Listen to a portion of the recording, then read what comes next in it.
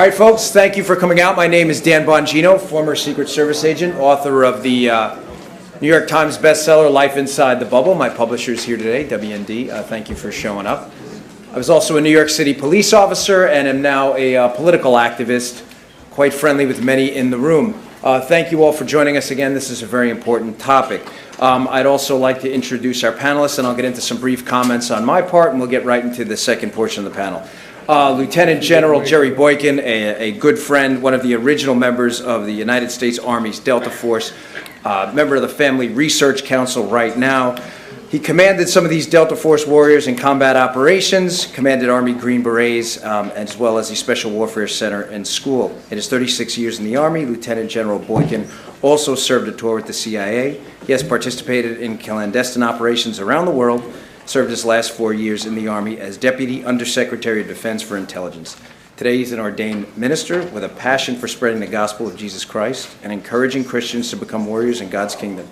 Since June of 2012, Lieutenant General Boykin has served as the Executive Vice President of the Washington, D.C.-based Family Research Council. He also occupies the Wheat Chair for Leadership Studies at Hampden-Sydney College in Virginia. Thank you, General Boykin, for joining us. Appreciate it.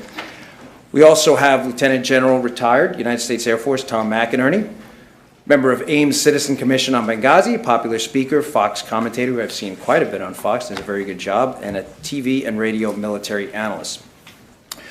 All right, folks, thank you all for joining us. For all those watching online, please feel free. We would prefer, actually, if you'd email your comments to interact with the group here to speaker@heritage.org. Questions to speaker@heritage.org. What difference does it make? What difference does it make? Folks, it does make a difference. It makes a difference because Benghazi is bigger than President Obama. Benghazi is bigger than Hillary Clinton. Benghazi is bigger than anybody in this room. Benghazi is such a big, important issue to most of the folks in this room who frankly could be spending their time doing anything else today other than being here because a promise was broken. A solemn promise. That's always made us different. You know, when I was a Secret Service agent, I would walk out of my house quite a bit. We'd have to hide the luggage, and what we'd do is my wife would pack it the night before, because I'd always forget something. She would then put it in the garage, the cab would pull up, and I'd have to sneak out, because my daughter would always cry. It's part of the game. Travel overseas, you put yourself in a danger zone because that flag meant something to you. And when you put your hand over your heart and pledged allegiance to it, it wasn't to the president, it was to the idea behind it. An idea that's needed defending against people trying to take it for 200 years now. That promise has always been, that solemn promise to our military, our Secret Service, our diplomats overseas, that we don't leave anyone behind. That we may bring you home. You may not be alive, but we will do our best to bring you back, and we will never stop searching. Folks, nothing was done. Nothing to bring these men home. And the media malpractice, and I'm glad Chris addressed it, the media malpractice in failing to address even the most basic questions in this scenario, and in this panel we're going to focus on what the president knew. The most basic questions is media malpractice of the highest order. And the fact that after this, it's likely that most in the mainstream media will say, oh, it was a gathering of conspiracy theorists, without failing to act on the conspiracy of the media to keep even the most basic questions quiet, is mildly ironic, to say the least. Before we get to the panel and what the president knew and how he knew it, I want to break this down. So I believe in what I call Wheaties box messaging. If you can't put it on the Wheaties box, it doesn't matter. It's true. The left is great at it. War on women. They're terrific. They make stuff up. They stick it on a Wheaties box, and everybody believes it. There's a war on women, right? They don't tell you they started it. I'm going to break it down very simply.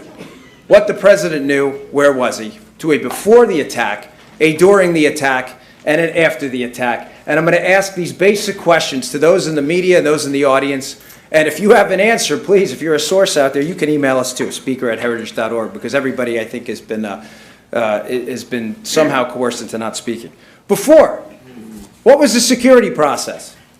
When I was a Secret Service agent, you think we bought the president overseas and wrote it on the back of your hand? The president's attack, we're going to, hold on, let me check. We're going to go, folks, that's not how it works. You spend about 2 weeks over there and a week in advance before you get to that 2 weeks determining an exact A to Z process. Not A to B, not A, B to C, but an A to Z process about who is going to do what, where.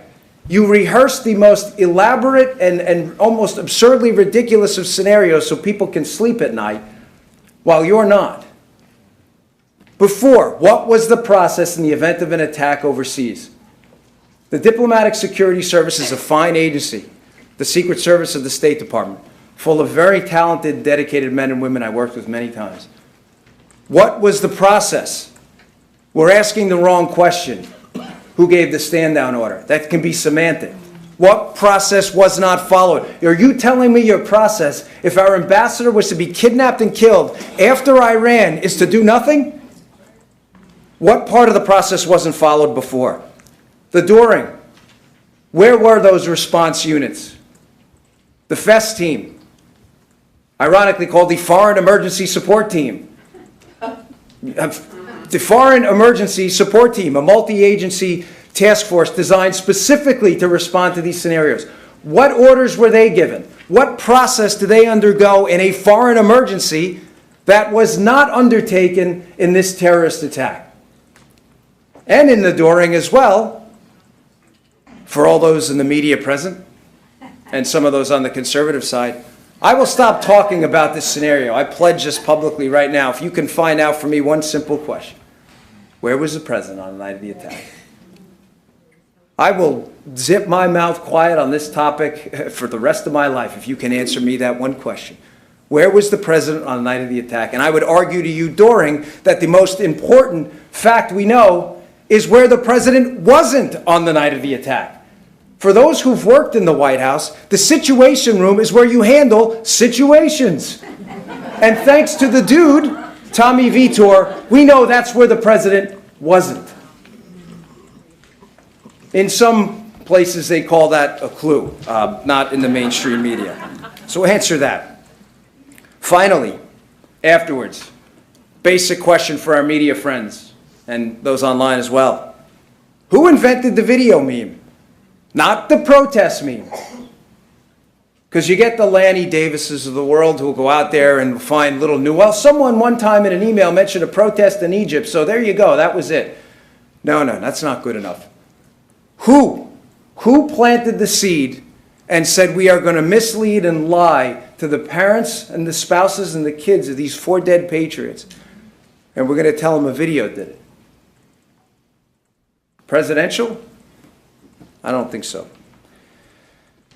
Folks, just answer the questions. That's all we're asking. That's all we're here for. We're not here to instigate trouble. We're here for you to answer the questions. The people who died for that idea that represents this deserve better. Men and women for 200 years have sacrificed to keep that idea alive, and yes, we are different and we are exceptional. The fact that these men's lives were forfeited away and not one person in this room can answer even those basic questions is a national disgrace that none of you should ever let die. Thank you very much for coming out.